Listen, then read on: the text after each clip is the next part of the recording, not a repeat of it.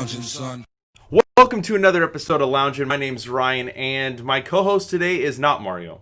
My little brother Ari, the guy that got me into the books that we're going to talk about today. We're going to talk about Love and Rockets. Always known about Love and Rockets, but I'm kind of late to the game, and my younger brother finally kind of pushed me over the edge and got me to check out the books. And so I thought, who perfect to have on the show with me than him to talk about it, you know? First of all, let's talk about how you started reading it. I mean, I got you into superhero comics as a little kid. You used to take my shit and want to read it. And then you stopped reading superhero comics. And would you consider maybe Love and Rockets was kind of the catalyst? No, I actually think that Saga may have been the catalyst. Okay. When I bought you Saga. Yeah, okay. To get me into indie comics, and then I didn't really have I had you, but I didn't have my own guide. Like, everything was a recommendation, and I kind of wanted to find my own stuff. Yeah. And I looked up the greatest comics of all time. Right. Like indie comics, superhero comics, whatever, and I found it. On multiple lists. Yeah, multiple lists. Right. And I found Love and Rockets, particularly Jaime's side of Love and Rockets, but I eventually... I mean, you read everything. Yeah, I moved over to Gilbert's eventually. I started with Jaime because it was a little more my speed. With like a slice of life comic, it was more of what I was into. Right, and it always follows the same characters. Maggie and Hopi are like the standouts from Jaime's run, and now I think it's easier. You know, maybe some people say it's hard to jump into Love and Rockets. I think it's probably the easiest time because they did those library collections. Easier than so you can follow like each one individually, right? Because they don't really number them. You can read all of Jaime's, which is how you recommended me to read Jaime first. Yeah, don't flip flop. And then read Gilbert, because if you jump, I mean, in their comic books, they both have stories within the book, right? And so you get it over a period of time. You don't get necessarily always a complete story in it. But now that it's all collected, you can read it a lot easier, right? I think now they're just doing 50 pages each of 100-page annuals, basically, or biannuals. No, they're not even that big right now. They're like 36 to 40 pages. They're pretty thin, the new ones. But they split it halfway each time. Right. Yeah. If you're collecting it single issues, you're always getting half the issue is one brother's story. But I think it's better to read it one brother at a time and read their whole story. It's easy to say now when they're all out. Yeah, for sure. Like, they've been around since 81. They self-published the first issue, and then they re-released the first issue under Fantagraphics, but expanded on it. Yeah. And the second issue is where we meet Maggie the mechanic, right? That was the second issue of Love and Rockets, and you could almost consider that like a mini graphic novel, because that entire issue is all Jaime. Yeah. Now, you gave me Maggie the mechanic for my birth. That was my entrance into Love and Rockets. And if you look at the library collections, that is it's technically volume 1, but as we said, like, it jumps back and forth, so it's better to read each brother's works separately. Maggie the Mechanic is very different from what Jaime's stories eventually become, which it lets go of some of the sci-fi stuff, some of the surrealism, and it dives completely into the slice of life. Yeah. And now, if people ask me, I tell them start with The Girl from Hoppers. You know what I mean? Like, you know me, I have to start from the beginning. I will not jump into the middle of something. That's how I am. If I want to read a series, I need to read everything. I can't just read the best bit. You know, obviously we're talking a lot about Jaime Hernandez right now. That, not to say that I don't love Gilbert's work, but I connect a little bit more with Jaime's stuff. So today we're going to be talking about Jaime's. Eventually we'll do another video, probably talk about Gilbert's separately. Because you really have to look at each one as a separate entity, for lack of a better word, because they are very different from one another. Yeah, so we're going to talk about some of our favorite stuff. I mean, 81, right? We're in 2020. That's fucking 39 years they've been doing this. And it's crazy that someone who's born in 98 can still relate to almost all their stories. I mean, it is insane. They age very well. They're not dated at all, dude. Like, I even just reread something recently. Like I said, we're gonna talk about our favorite stories. Death of Speedy is one of my favorites. That's the one I told you. Just wait till you get to that story. And I love that story, dude. It's just the dialogue. Jaime's dialogue is spot on. It just feels natural. It doesn't feel like, and you get to know these characters, and almost to where you care about them as if they're real people, like that you know. Well, yeah, I actually feel like I'm just waiting for Jaime to tell me what Maggie's up to, but she's living in Tarzana right now. Yeah. Or Hopi's in Oxnard with her wife, or something like that. I feel like these characters are real, and I'm just seeing their lives through the eyes of comics. Right, and it's set in a fictional town of hoppers. I mean, obviously it jumps around, but now she's in Tarzana, which, we're in the San Fernando Valley. We're 5 minutes away from Tarzana, so it's really cool to see that. And, Jaime has said multiple times that, like, nobody was really doing this Southern California lifestyle at that time in comics, and he did it, and then he put the punk scene, and I said, like, Maggie the Mechanic, that had a kind of a sci-fi flair to it, but the slice of life is where it's like, that's where the magic is for me, and it transcends everything else that's coming out in comics. And you know me, I'm a huge Brubaker fan.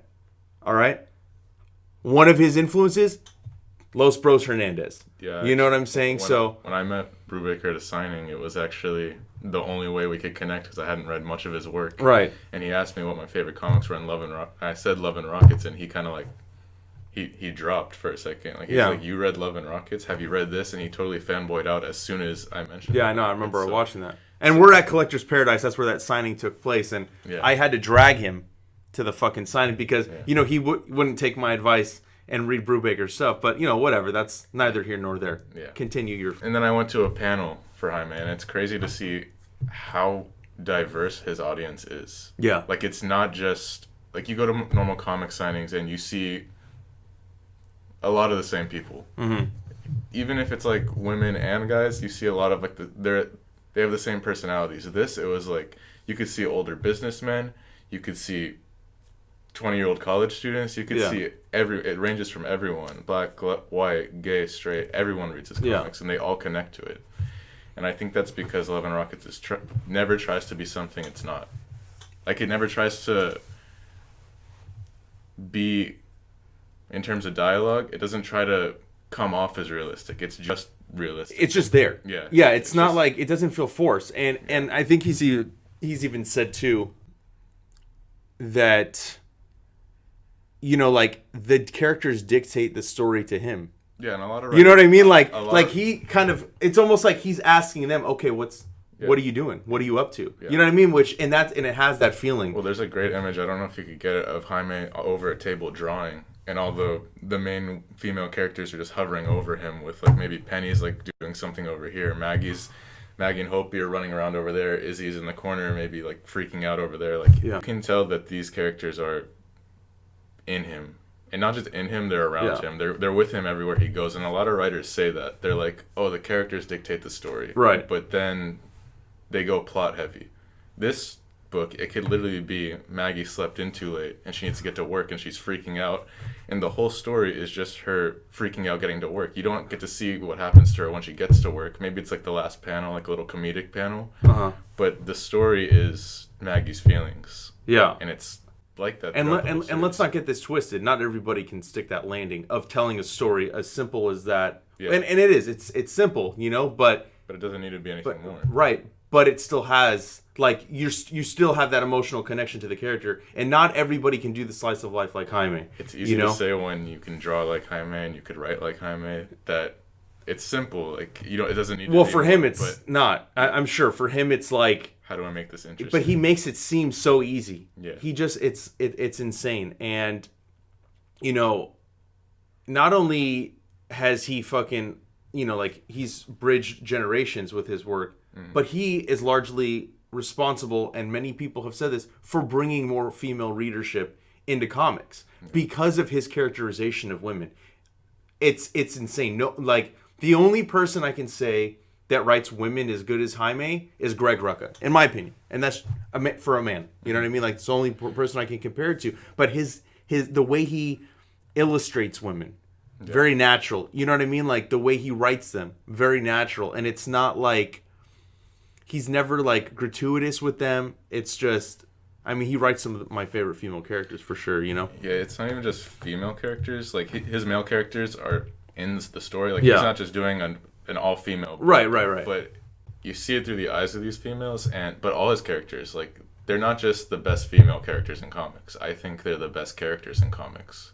Because everything's so natural about it. I love Frogmouth, too. Frogmouth's fucking hilarious, Frogmouth, yeah, she's a good stand-in for after Penny exits. And I actually like her a little more than Penny. Like, yeah, Penny's kind of... Sometimes Penny, like, she's out there, bro. You know? She's a little too weird. Like, I won't understand the stories. And one thing about Jaime's side, I'd say Gilbert's a little more, like, concentrated on his story. Like, not concentrated on his stories, but his stories, there's not as many one-offs. He kind of heads towards the plot of the story while also having great characters. But Jaime, he'll do, like, these 5-page stories, just random stories. And he won't even get back to, like, what... You'll read it and you're like, what does that even mean? What did I just read? And then, like, 10 stories later, he'll kind of touch on it, and it'll all come full circle, and it'll make sense. Right. Like, and he said before in interviews, because I've watched his interviews, and he said, yeah, sometimes I do things, and I don't even know it won't make sense, but I have the freedom to be able to go back and say, oh, no, it's because of this. It's because of this. Mm-hmm. And he's the master of, even if you're confused, you still want to read, and you can go past the story. I think the strength of Jaime's work isn't in the individual stories. Like, there's always, like, the touchstones, like Death of Speedy, Chester Square, Love Bunglers, but...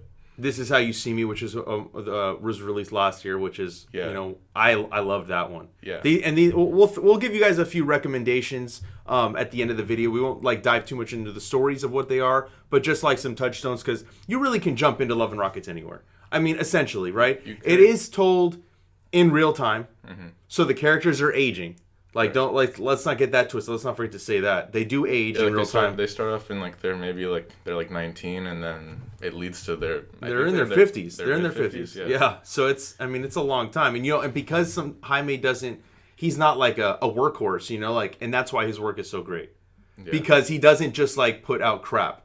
Like, it's like getting a new album from one of your favorite, like, groups or musicians or whatever, right? That you get it, like, once a year, but when you get it, it's amazing. You know what I mean? Like, that's the only thing I can attribute it to. And I've never been more excited to read a new... Because the way I read Love and Rockets was I read from the beginning to Love Bunglers, which is almost... That's 95% of all his work. Right. I read it in one shoot. And then when I found out that Is This How You See Me, the follow-up to Love Bunglers was coming out, I've never been as excited for a comic to come out, I don't think. Just because of how important those characters were to me and what it's about, and seeing these older characters kind of have at a punk reunion. I know, I fucking love that. Dude, This Is How You See Me was amazing. I was lucky enough I bought that book from Jaime at LA Comic Con last year, and I was like, dude, I fucking love your work. I was like, my little brother got me into your stuff, and it's amazing.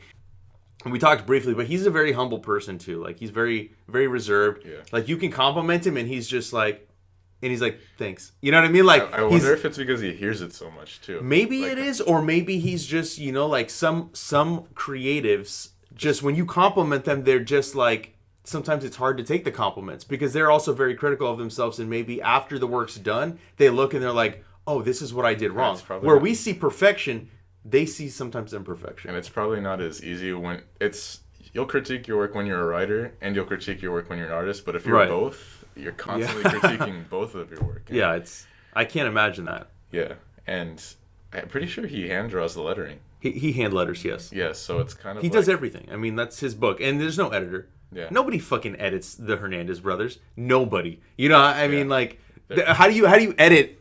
How do you edit? Jaime Hernandez like, maybe you need to do this. Well, I mean, no, what can you say to him? You can't, because it's always great, and it's even if you're confused, continues to bring in new readership. Even if you're confused by the story, it's like, well, I've done all of this before. You let me tell this story. Right. I just had a punk concert, or this one of Maggie hurting her foot, and I told a whole story. Like, everyone loved it. How can you tell me that I can't write this story? And I think that's the great thing about Fantagraphics. You know, Fantagraphics picked them up, like, right away. And they've been with Fantagraphics the entire time since. Now, Gilbert's done some work, Dark Horse. Yeah. He's done some work at DC. Jaime has done covers here and there. He stayed strong. And he sticks to that. And that's because, like, he doesn't, like, there's not, like, that creative drive, like, oh, I want to tell this story with this person. Like, I'm sure he would love to work on some of these characters, but like this is what he loves to do. And the fact that he's been able to do this for almost 40 years, his stuff, it's amazing, and it's great to watch. And his fans and the comic community and comic writers and Yeah. artists, they drool over this. Nobody's ever said a bad thing. I've never seen one bad thing about their work. Well, for me, like in the very beginning, you know, like you said, Maggie the Mechanic is a little like, it's different from the rest of the series. It evolves over time in that first volume. Mm-hmm.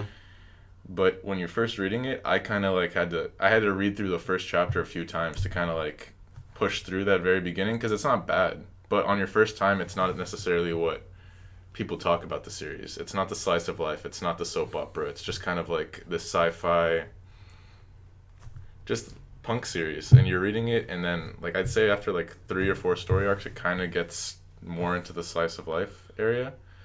But if you're reading Love and Rockets, you have to push through. If you want to read it from the beginning, because you could jump in on the second volume, and I'm sure you could enjoy it just as much. Maybe not as much if you're watching the characters evolve from the first volume, because Mm-hmm. it does. The first volume does show where the characters came from. Right. And a lot of what informs the second volume. Mm-hmm. But if you read it from the beginning, what we're saying with like the slice of life part of the comic and the relationships and the characters, just push through that very beginning and get probably halfway through the first book, and I promise you it'll be worth it. Yeah, I mean, I even think, I mean, you told me that going into it. Yeah. So, Well, it was like, I already knew. It was a big decision for me, because I was like, I just wanted you to read Death of Speedy. I just wanted you to get to that book. I was like, just read through the Death of Speedy. Yeah. I almost got you 2, but I was too broke to get the second one. I know, and then I bought it, and then I didn't stop. Yeah. I fucking read it all in less than a year, you know, and that's what, over almost 40 years of work. Well, it's not a lot.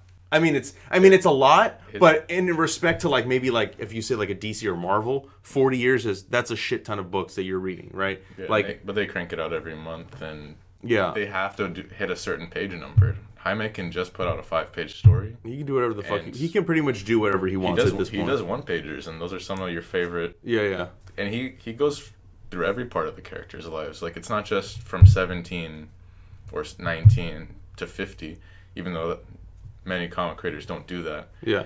He also he'll go back and he'll say, oh, this is Maggie when she was 4. And this is how she met this character. Right. Yeah, I like some of those too. Like, especially like later in the series, like you'll still get to jump back and see them in their younger days.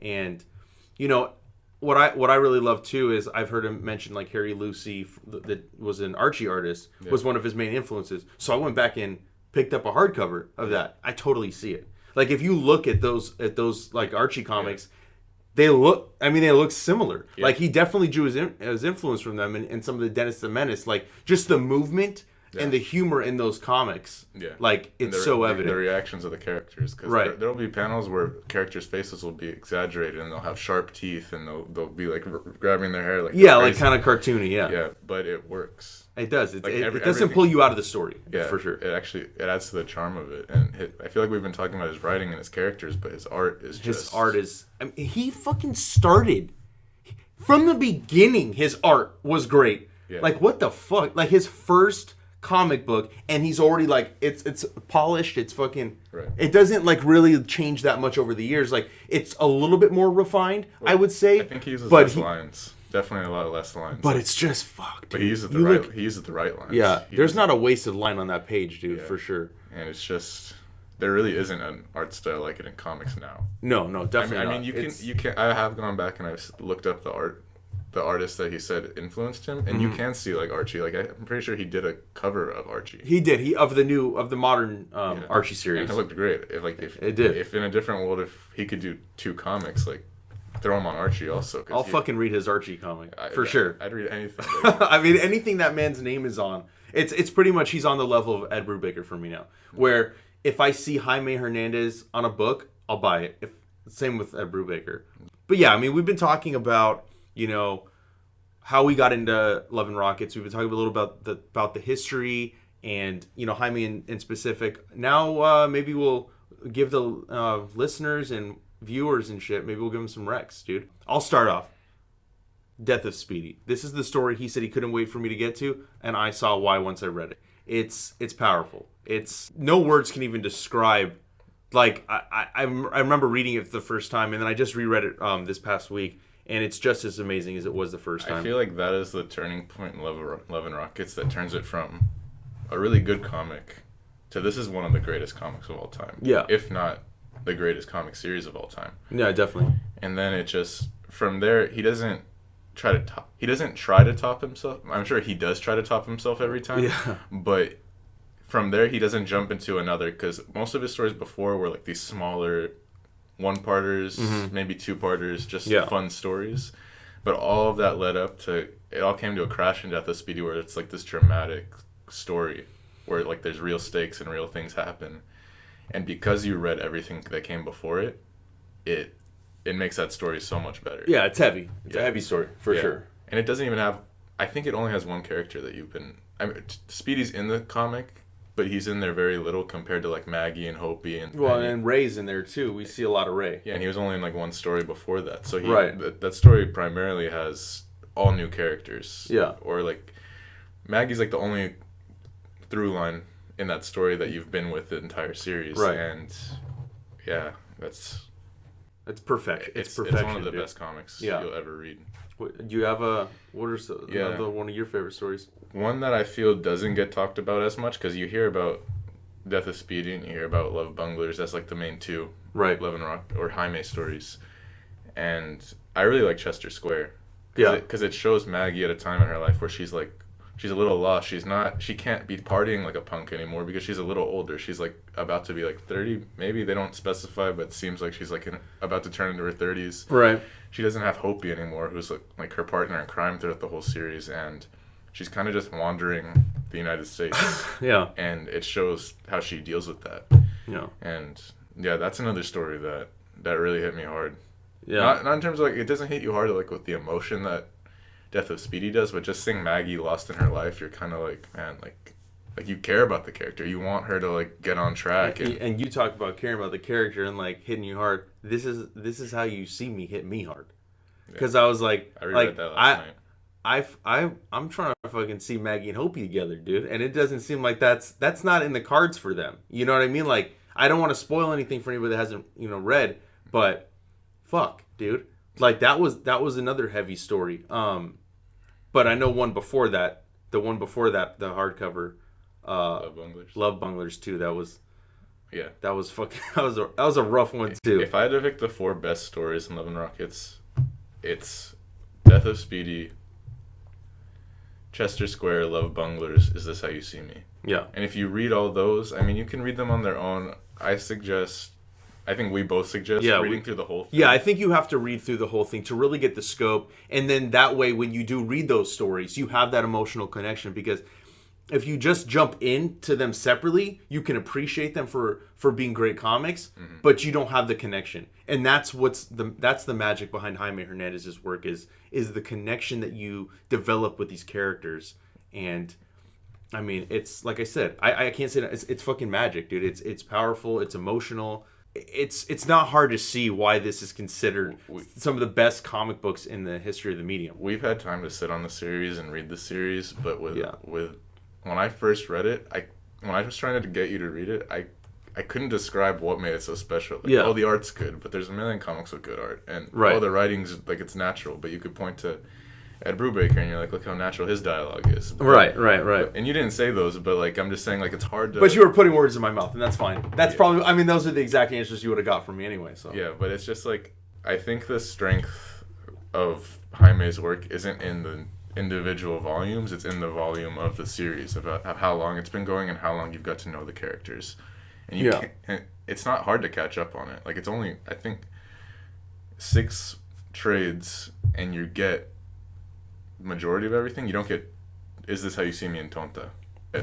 Everything else, like by then, if you're not on board with Love and Rockets, you're not going to get on board with Love and Rockets if you read those 6 volumes. Yeah, I mean, I think, like we said, you start with Maggie the Mechanic. If you really want the full scope, I think by the end of Volume 1, I was like, all right, I'll check out 2. Like, I like enough about this, but definitely 2 will fucking cement you. You're done. If you're not a Love and Rockets fan after reading The Girl from Hoppers, I don't know what the fuck is wrong with you. For real. Like, there's something missing with you if that book doesn't resonate and doesn't like just fucking pull you in, dude. Yeah, and you know what I mean? And they're like, perfect titles for both volumes because Maggie the Mechanic is the more like mechanic adventures, and right. it's like not as slice of life as it could be. I mean, it is slice of life in the way that Maggie's like she doesn't want to be embarrassed by her boss. She has a crush on a guy at work, and she feels like she fumbles every time she's around him, and she does. Yeah, I know. But The Girl from Hoppers is such a great title for the second one because she is just a girl from Hoppers, and you get to see her life and her friends and her fights. Like